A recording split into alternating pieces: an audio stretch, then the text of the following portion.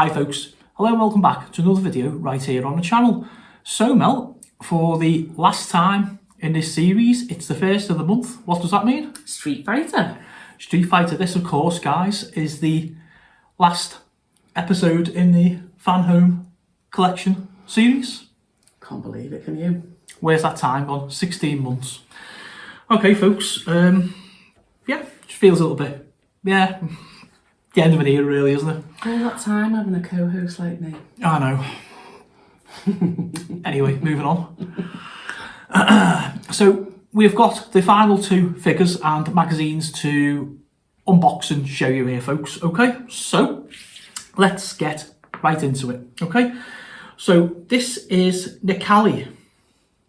Okay, a very strange character, as you can see there, number 59 of the 60 that we have done. Let's find out about Nikali. Okay. Nikali, devourer of souls. Okay. A warrior from ancient times reappears in the present to wreak havoc. This powerful being, constantly surrounded by a toxic miasma, manifests itself to devour the souls of the most powerful warriors in times of crisis. He says, resist me with all your might, but you cannot escape me. Your soul is mine. Okay, so there he is, a very dark character. Looks fun though, doesn't he? To be fair. I'm always attracted to like the darker characters, to be honest. I mean, with the exception of your favourite character, of course, you all know is like Ryu. Okay, so he says, the more you fight, the more I crave your soul. My hunger is insatiable. Light and shadow, I will devour all. Okay, so it says, fulfilling the prophecy. Nikali was one of the new fighters introduced in the first version of Street Fighter V, which of course was 2016. 11th of January for date of birth, birthplace unknown, 1.90 metres in height, 113 kilograms in weight, and of course Street Fighter V was his debut. So it says, Aztec warrior. Undoubtedly, Nikali's most characteristic feature is his braided hair, which looks like a mass of snake-like tentacles sprouting from his head. When I first saw the figure, I thought it was snakes, but obviously it's the way it's braided. Okay, wild and visceral. Nikali is not a nimble fighter and his combos are short, but he has high levels in attack and defense. Okay, so it's called his techniques, the main technique, the disc's guidance, torrent of power, mask of Tiali, and a ceremony of honor. Okay, which is also called the soul offering. Okay, so again, like I say, folks, very dark character here, really interesting. Okay. Wow, okay, that's interesting. Wow, yeah. I really thought he'd have a better poster than that. It was just like a little bit of shock on my face or something, folks. I thought we'd have gone kind of with like a really darky kind of red background and stuff, you know. But hey ho, it is what it is. Nikali. Okay, the legend of Street Fighter. I tell you what, I've noticed these magazines got a little bit thinner as we got towards the end as well. Yeah. We are back now to the music of Street Fighter 4. Street Fighter returned after a 9-year absence, accompanied by a phenomenal soundtrack. It says the original soundtrack of Street Fighter 4 was split into two parts, scenes and characters. Okay, so not a lot more I can say about that. It's better showing you, I think. Okay.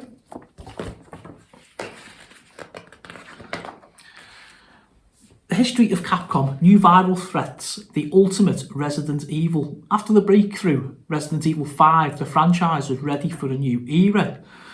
Okay, so it just goes on and tells us all about that. I can see Resident Evil 6 and Resident Evil 7 in there. So I shall just show you that, folks. Again, you know, the age of Resident Evil now, there's plenty of online sources, Wikipedia or places like that you could kind of look, or plenty of like retro sites you can check out all the details of these games as like just a magazine or just a nice little sort of pointer, a little bit of interest just to pull you out of Street Fighter but still stay within the Capcom universe. Okay, the horror continues. Resident Evil Village is the last release in the saga to date. Okay, So it says in 2021, Capcom released the 8th installment of its most successful horror franchise, mixing the first-person perspective and shocks of Resident Evil 7 with the atmosphere and action of Resident Evil 4, which I think I've mentioned in previous episodes. I think it was the last episode, saying, in my opinion, that's probably one of the best Resident Evils. It's more action-orientated.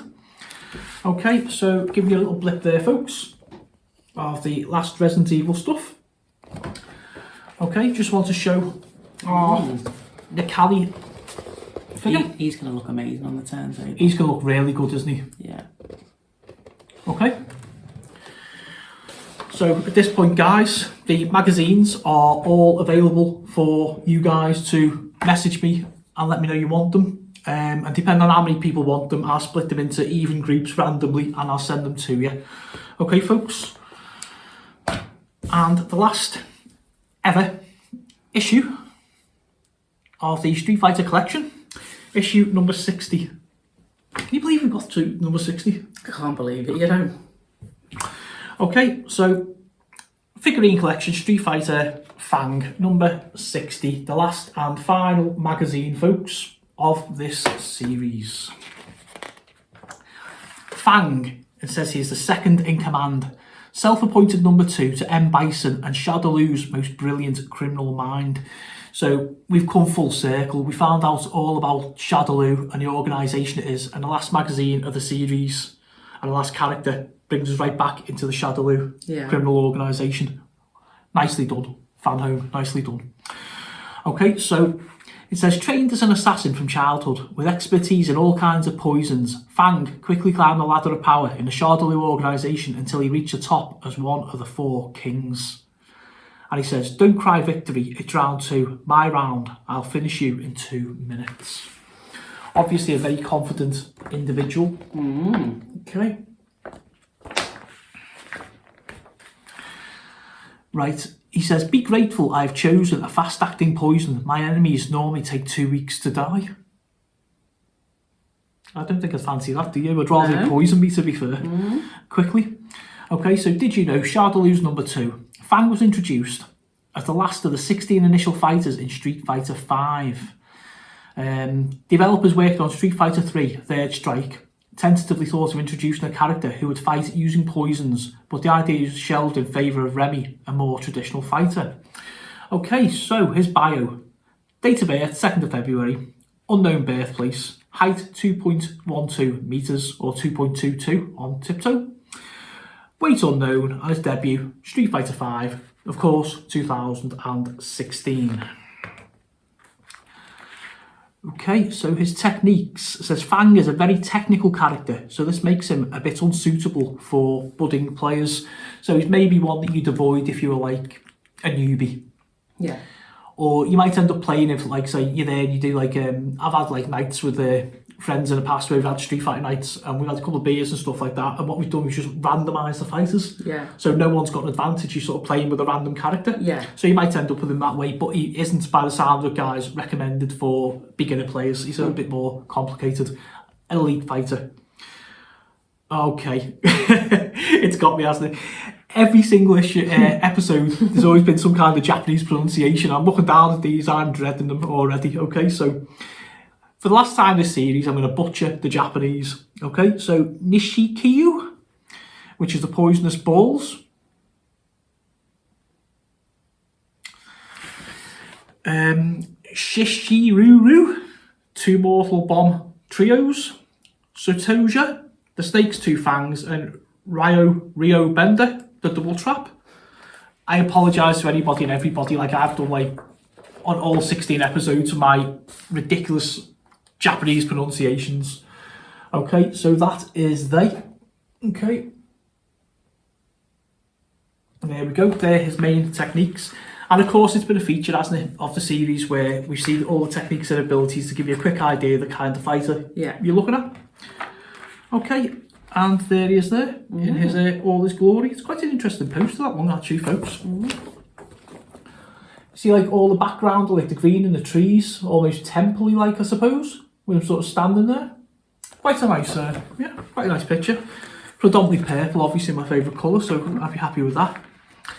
Okay, so The Legend of Street Fighter Special Editions. Several titles in a classic franchise have included juicy collector editions. So it's obviously a statue of Ryu, my boy there.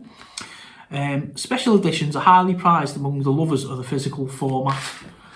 Yeah, just looking here, you see like the Street Fighter 4 Collector's Edition, which has got the game and obviously a couple of figures.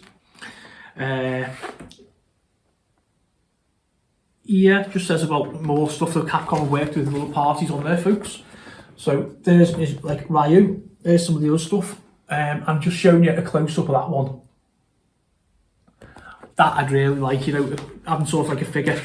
I remember when, I think it's a different subject, but when they brought the Lord of the Rings out, I think it was on DVD, and you get like bookends. Yeah. Just little things like that just make collectors happy, don't they? I'm a collector, I love stuff like that. Okay, the history of Capcom. Capcom today is in the best of health. The Japanese company faces the future in a very strong position. Ghosts and Goblins Resurrection is one of the games that they're showing there. Mega Man 11, Monster Hunter Rise, and the Capcom Arcade Stadium, of course. Capcom has at its disposal a stellar catalogue. Fruit of tireless work over decades, the latest compilation that pays homage to this legacy is Capcom Arcade Stadium, a title which includes 32 of the Japanese company's arcade hits. Yeah, that looks really good. I'm really hoping that's available on Xbox. I'm sure somebody will tell me below. I retro game most of the time now on my Evergade console, so, you know, I don't really modern game anymore. But yeah, there's that section there, folks. A little bit of Ghosts and Goblins on there, which is never ever a bad thing. Succeeded, of course, only by its big brother, Ghouls and Ghosts. Again, another Capcom title. And it says, the history of Capcom, a look into the future. With the new generation of video game consoles now in place, it's time to look further ahead. Okay, so that just says like basically where they're going to go. Are we going to see more Capcom things, like more Resident Evils and stuff like that? Are we not? Okay, so Mel, if you would for the last time this series show figure number 60, Fang, to the camera. Okay. Yeah. So folks, the end of an era. End of what's been it's been a really entertaining and informative series, hasn't it? Yeah. Have you learned a lot? I have, yeah. So before the series, you didn't know an awful lot about Street Fighter, did you? I didn't know. So we've been on that journey together, folks. We met 60 of the most diverse characters. We've learned all about Shardaloo and the criminal organisations. We've learned who the good guys, the bad guys, the alliances, the rivalries. We learned all that really cool stuff. Along the way, we've seen all things like vinyl collections. We've seen art books, anime, manga, all sorts of stuff, just how big this franchise is. Well, I'm going to leave it there, folks, for like the last time. It's been an absolute pleasure to bring this collection to you. We really, really, really enjoyed making this series.